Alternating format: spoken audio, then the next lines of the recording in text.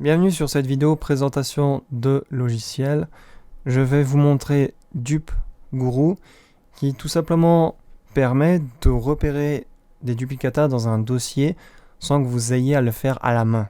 Imaginez que vous ayez 1000 photos à trier, c'est toujours bien d'avoir un petit soft qui vous fait ça en un clic. Celui-ci est gratuit et open source, donc ça c'est encore un très bon point, et vachement simple à utiliser. Il intègre des petites options qui sont vraiment très intéressantes. Au-delà de comparer simplement le poids du fichier ou sa taille, il va aller peut-être un peu plus au-delà. Je l'ai utilisé pour un cas tout à fait concret où je devais trier des photos et il m'a trouvé des photos qui ne correspondaient pas techniquement, mais visuellement si. C'est-à-dire que l'image, elle a été dupliquée une deuxième fois, mais réduite, la taille a été réduite, parce que, par exemple, vous avez l'original que vous avez sorti de votre appareil photo, vous l'avez publié sur Facebook, et puis depuis Facebook, vous retéléchargez la version qui a été complètement compressée derrière.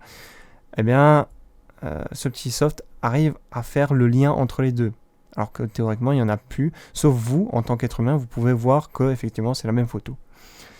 Donc, comment celui-ci fonctionne? Donc vous allez bien sûr sur le site officiel du Guru ou sur le GitHub. Vous avez aussi les exécutables.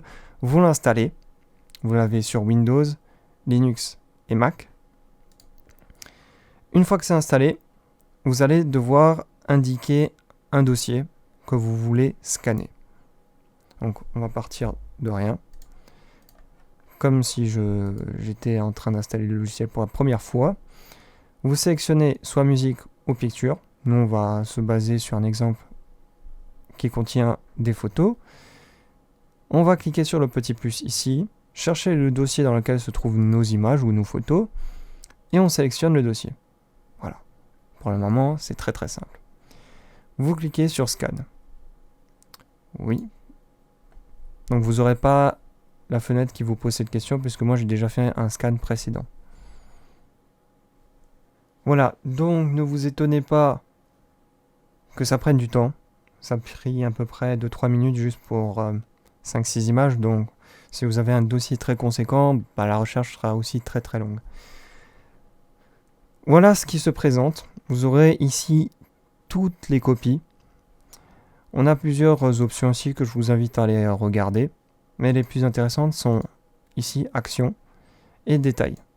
Donc par exemple, on peut tout marquer, donc ça va sélectionner la totalité des éléments qui ont été trouvés.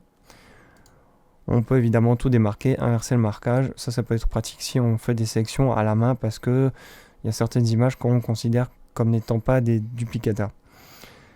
On peut cliquer sur Détail, voir l'original ainsi que sa copie.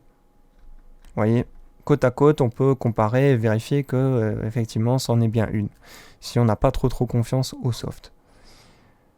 Une fois que c'est fait, on sélectionne les duplicata et on va les envoyer là où on le souhaite.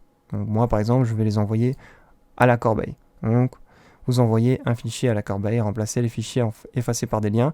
Donc à la place du fichier copié, il y aura tout simplement un raccourci vers le fichier où il a été déplacé ou vers la corbeille où il a été supprimé. Donc voilà, où on peut supprimer les fichiers définitivement. Voilà, je fais comme ceci, et hop, voilà. L'histoire est très très simplement terminée.